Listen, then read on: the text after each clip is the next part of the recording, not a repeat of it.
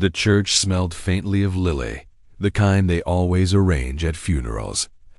I sat in the front row, staring at the casket that supposedly held my twin brother, Michael. My chest felt hollow, like half of me had been buried alive with him. Friends whispered condolences, my wife squeezed my hand, and my parents looked shattered in their black clothes. The pastor's voice droned on, but I couldn't hear a word. All I saw was the polished wood of that casket, and all I felt was the unbearable weight of finality. Michael and I had shared everything since birth. How could he be gone? Then my phone buzzed in my pocket. Just a simple vibration at first, nothing unusual. But when I pulled it out and saw the sender, my entire world cracked open. The message was from Michael's number. I am not dead. That's not me in the casket. My throat closed. My heart pounded so loud I thought everyone around me could hear it. I typed back, fingers shaking, "Where are you now?" The reply came instantly. "Can't say they are listening. Don't trust your wife. Don't trust our parents." The phone slipped in my hand. My wife leaned closer, concerned. "Are you okay?" she whispered. I forced a smile, but inside my mind was burning. If this was real, if Michael was alive, then the people sitting right beside me were part of something darker than I could ever imagine. But before I go further and reveal the shocking truth I uncovered, please press like, share, and subscribe. This isn't just a story. It's a nightmare I lived through, and you won't believe what happened next. The funeral ended with tears and hugs, but my mind was somewhere else entirely. That message from Michael's phone replayed in my head, like a broken record. Don't trust your wife. Don't trust our parents. As people left, I noticed my wife, Rachel, whispering with my mother near the back of the church. Their eyes darted toward me, and then they quickly looked away. My stomach tightened. Were they hiding something? That night, lying in bed, Rachel rested her head on my chest. "We'll get through this," she said softly, but her eyes never quite met mine. Her phone buzzed on the nightstand, and when she quickly flipped it face down, I knew something was off. I pretended to sleep, but I was wide awake when she slipped out of bed and padded quietly into the living room. I followed silently, my heart in my throat. From the hallway, I could hear her voice low, nervous. "I can't talk long. Yes.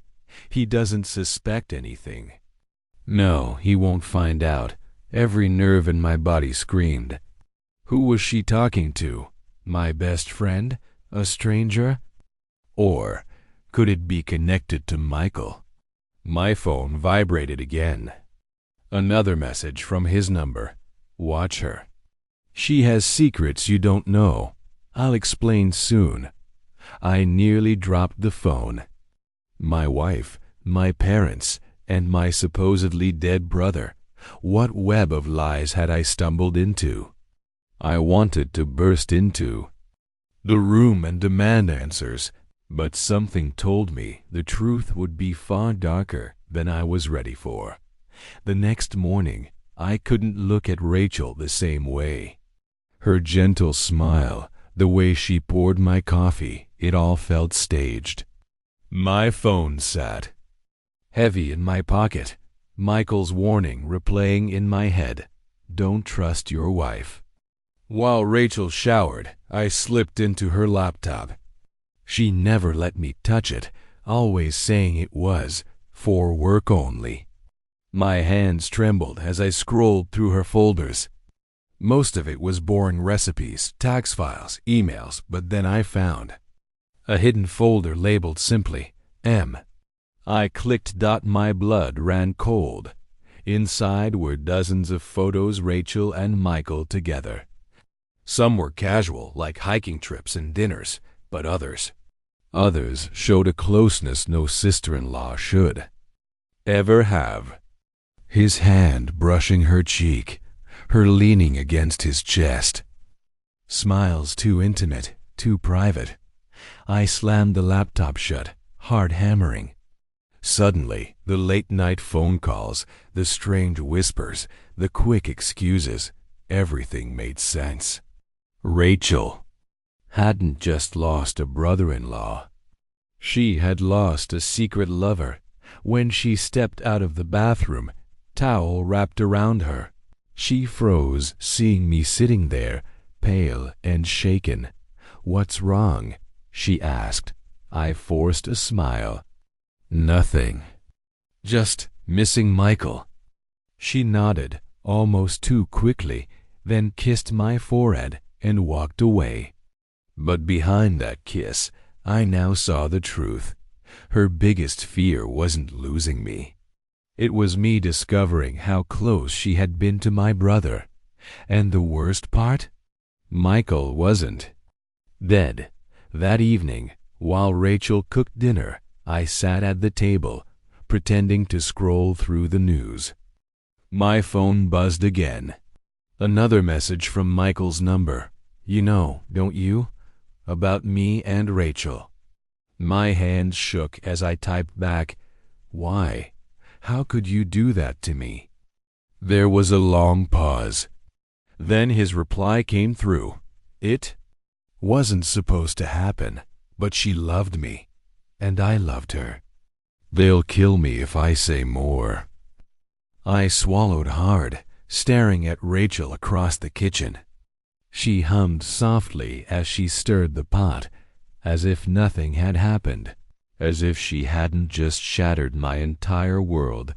Michael sent another message, this time with a photo. My breath caught. It was him and Rachel, sitting in the same living room I was in now, laughing together. He was alive. He was close. I locked my phone quickly when Rachel turned to glance at me. "Everything okay?" she asked. I forced a smile, though inside my chest was fire. My own brother, my twin, had shared my wife's heart and maybe even her bed, while pretending to be my best friend. The lies weren't just cracks in my marriage anymore. They were fault lines in my entire family.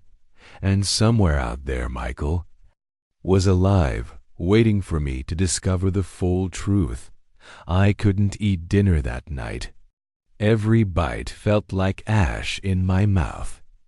Rachel chatted about normal things, grocery lists, bills, but my mind was miles away. I kept thinking about Michael's words, "Don't trust our parents." Later, after Rachel fell asleep, I drove to my parents' house. The lights were still on, even though it was close to midnight. Through the window, I saw them sitting at the table, whispering. Papers were spread out in front of them, documents I couldn't quite see. I knocked gently. My mother jumped, then quickly stuffed the papers into a drawer. "Oh, honey," she said, forcing a smile. "What are you doing here so late?" I studied her face, then Dad's. They both looked nervous, guilty. I miss Michael," I said carefully, searching their expressions. Dad cleared his throat. "He's gone, son. You need to accept that." But as he said it, he couldn't hold my gaze. My phone buzzed in my pocket again. A message from Michael. "They're lying. They know I'm alive. They're part of it." My breath caught. I slipped my phone away before they noticed. "Yeah, maybe you're right," I muttered, though my insides screamed otherwise. As I drove home, the pieces started clicking together. My wife had been secretly involved with Michael. My parents knew he wasn't dead, and for some reason, they all wanted me to believe the opposite.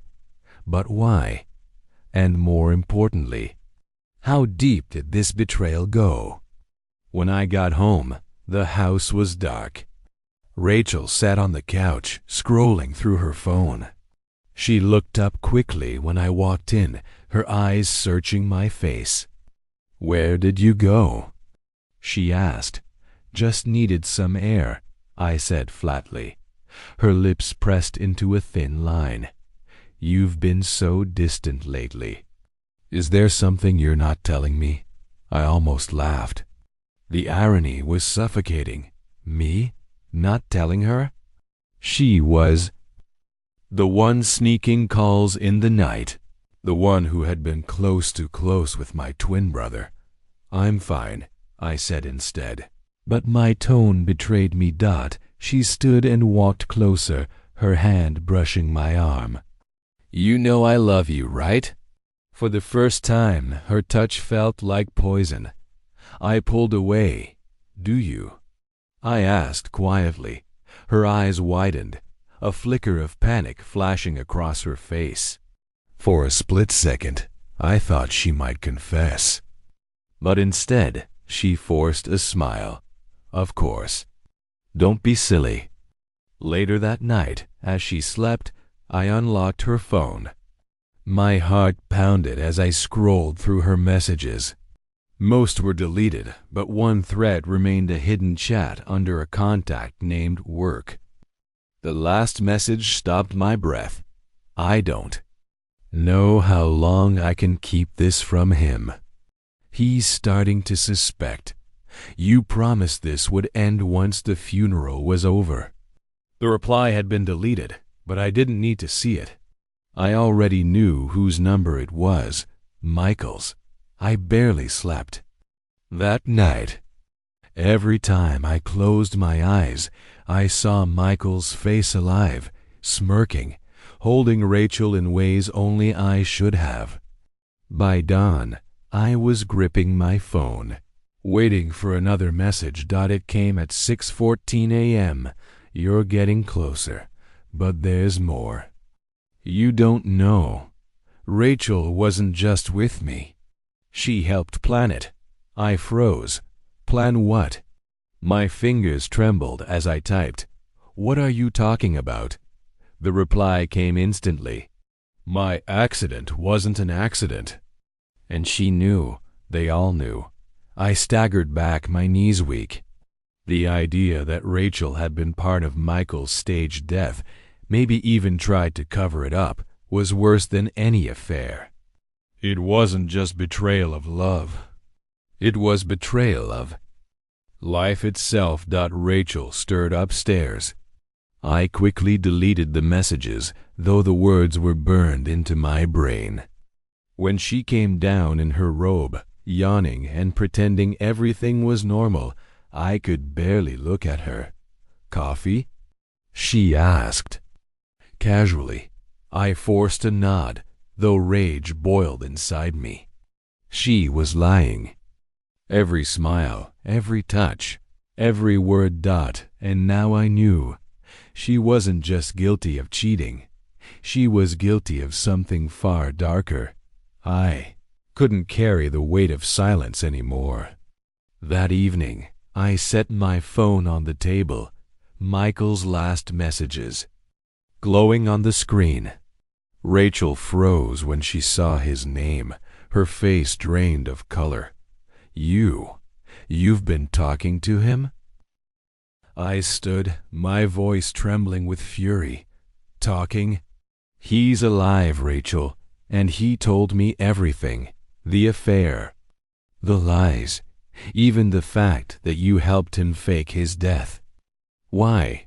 Tears welled in her eyes, but I saw no regret, only fear. "You don't understand. Michael said he loved me. He said you'd never be enough. And our parents, they were part of it. They wanted you broken, out of the way." My chest tightened. My own wife, my own parents, my own brother. all conspiring in shadows. Do you even realize what you've done to me? I asked, my voice breaking. She reached for me, but I pulled back. I gave you my life, Rachel, and you gave it to him. That night, I packed a bag not in silence this time, but with the slam of every drawer and every door. Rachel begged, pleaded, but I didn't turn back. As I drove away, another message came through. You did the right thing. Now you know who they really are. Don't come looking for me. Some ghosts are better left unfound. I stared at the screen until the words blurred. My brother was alive, but he was dead to me. The betrayal had cut too deep, and sometimes the truth is worse than the grave. Weeks turned into months, and the scars of betrayal slowly began to heal. At first, every morning felt like waking up in a nightmare. The woman I loved was gone. The brother I trusted was lost. The family I thought I had was a lie. But somewhere in that pain, I found strength. I focused on my kids, on giving them the stability and love Rachel had traded away for deceit. They became my anchor, my reason to keep moving. I promised myself that they would grow up knowing what loyalty meant, even if it cost me everything. I threw myself into work too. Fixing homes wasn't glamorous, but every nail hammered, every pipe repaired reminded me of something important. I was still building, still creating, still standing. The loneliness didn't vanish overnight, but instead of drowning in it, I embraced it. I learned to enjoy silence. I learned to heal in solitude. And one day, looking in the mirror, I finally saw a man who wasn't broken anymore. Rachel's laughter with Michael no longer haunted me. My parents' betrayal no longer defined me. The past was a wound, yes, but it was also a lesson. Because sometimes losing everything is the only way to discover who you truly are. And as I stood in the quiet of my own home, I realized something. This was not an ending. It was the beginning of a life that was finally mine.